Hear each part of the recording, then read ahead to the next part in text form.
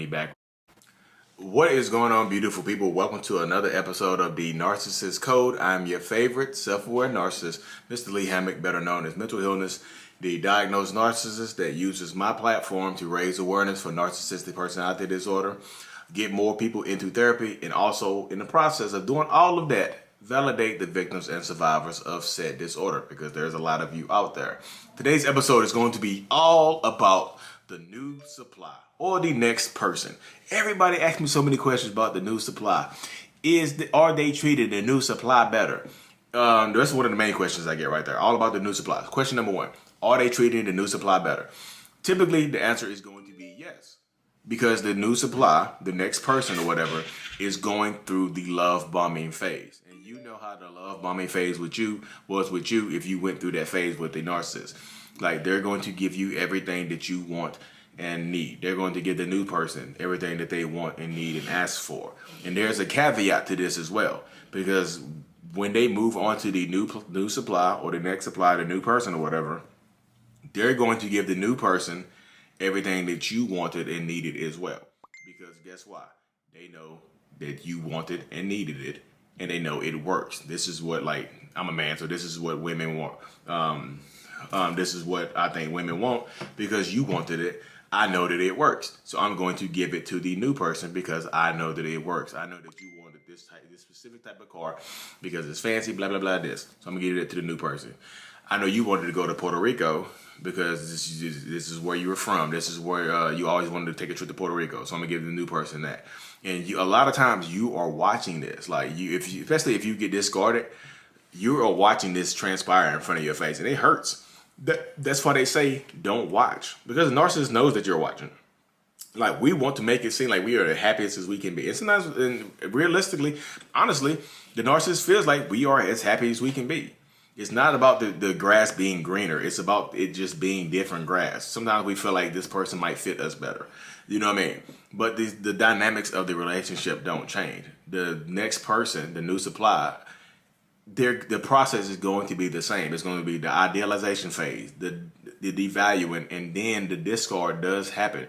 A lot of times the new supply, if they know you, if we have triangulated the new supply against you, if we have turned the new supply against you and made it seem like you are crazy, you are a bad person, we left you because you're terrible, you treated us terribly, that new person is going to go harder for me. The new person, the new supply, is going to go harder for me. Because sometimes I'll be telling the new supply, the narcissist will be telling the new supply things that you didn't do to get them to do it. Hey, but my ex never give me back rubs. Like, I'm a back rub person. So guess what you want to do? Because I'll leave people. I left her for you. I leave people. So you think I'll leave you. So guess what you start doing? You start giving me back rubs. So I can use my technique. I can triangulate you against the new supply, especially if you know this person. So if the new supply, if you know the new supply will work extra hard to make this relationship work, because they think that they are better equipped to handle the narcissist than you are. They think you got treated so terribly because you wasn't ready. You didn't deserve me. So they're going to work harder. They're going to tolerate more than what you tolerated. They're going to put up with more a lot of times than what you put up with, because guess what? They want to make it work. Because a lot of times, especially these new people out here, will go extra hard on social media for the narcissist. They go extra hard. Like, this is my boo. I'm going to make it work. Like, he been treated terribly his whole life. He finally got a real one. He finally got him a ride or die. That statement right there, ride or die. A lot of people they think it's ride and die. It's not ride and die. It's ride or die. Sometimes you die. You don't just ride sometimes. Sometimes you ride and you get ejected out the passenger seat through the windshield because you don't have your seatbelt on. Because you wasn't prepared to ride with a narcissist and take this trip. You get ejected through the seat.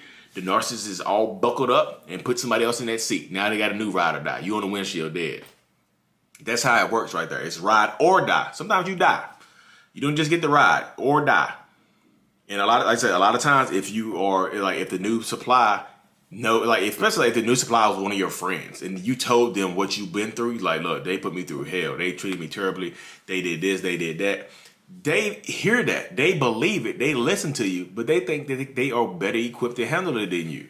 So guess what? When that stuff starts happening, the stuff that you told them happens, when that stuff starts happening, they are going to be putting up with it a lot more than you are. They're going to be willing to deal with it. Like, I got to make this work. I told everybody I'm not going to look stupid. I told everybody that I'm better equipped. I told everybody that he's going to be happier than he ever been. I told everybody that she's going to be happier than she ever been. So you put up with a lot more stuff. The new supply. That's one of the main questions I get. Are they treating the new supply better? Yes. Initially, yes. They are going to treat them better than they treated you at the end. But again, it's always better on the outside looking in.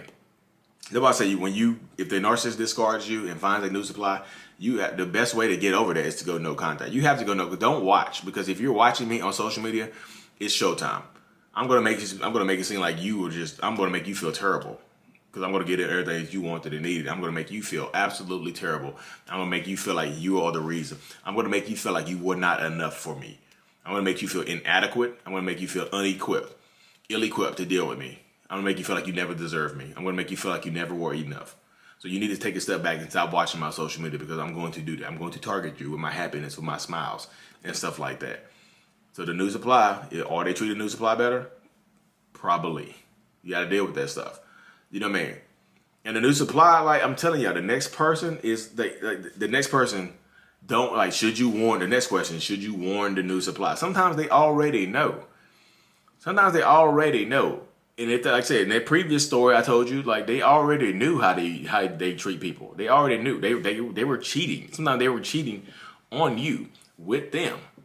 So they already know what they are dealing with. They already know what they're going into.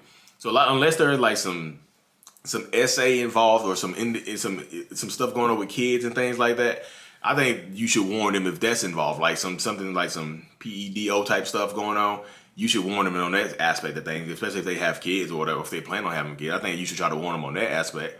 Or some SA is involved, you know what I mean? Some assault is involved. Yes, you should warn them. But if they just treated you badly, it just comes off as if they just treated you badly and yelled at you and stuff like that. It just comes off as jealousy to the next person, like. You're just jealous.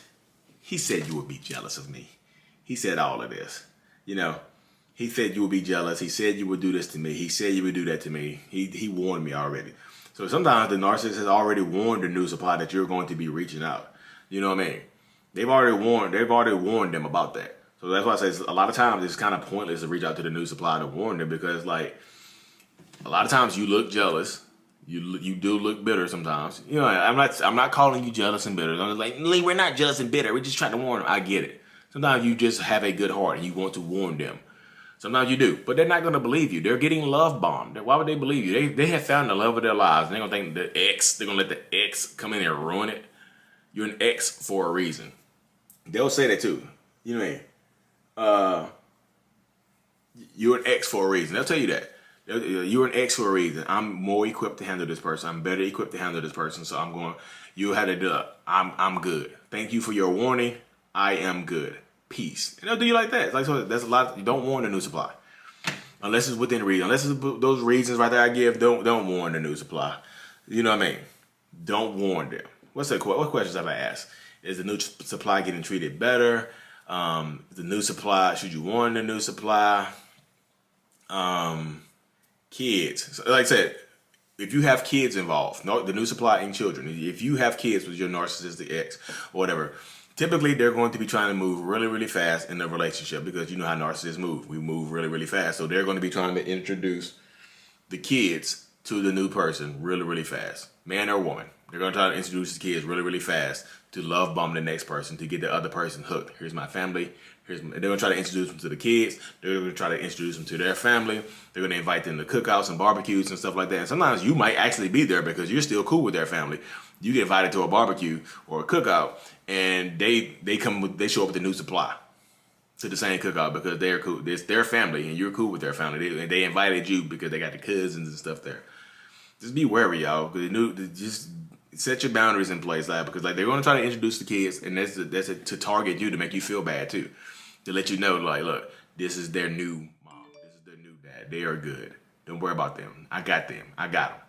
You know what I mean? So protect your peace. Like, warning the new person, it could be beneficial to you sometimes, but not warning them could be beneficial as well. So protect your peace at all costs. This is what I got to say. Protect your peace. And that loud. I want to answer more questions about the new supply. I know there's a lot more questions out there, but I don't like these episodes to ramble on because I do get off target. I do get off track a lot. And I do rant sometimes. But I'm not going to rant today. Am I going to rant? Quick rant. You are better than what you think you are. Stop allowing, because the narcissist tries to replace you with somebody, I know it's easy for me to say, don't compare and contrast yourself to the new person. Don't do that, because that's when you kind of start to point out your own inadequacies, and you start, like, especially if the new supply didn't know. The new supply doesn't know who you are. Don't just like he left me for some fat chick. She left me for some bald headed scallywag ass dude. Don't start doing that type of stuff, because sometimes the people don't know about you. They don't know you exist. They never knew you exist, and I guess people deserve some kind of semblance of respect. But anyway, y'all, if you're listening to this on Apple Music or Spotify or any other podcast, please hit me that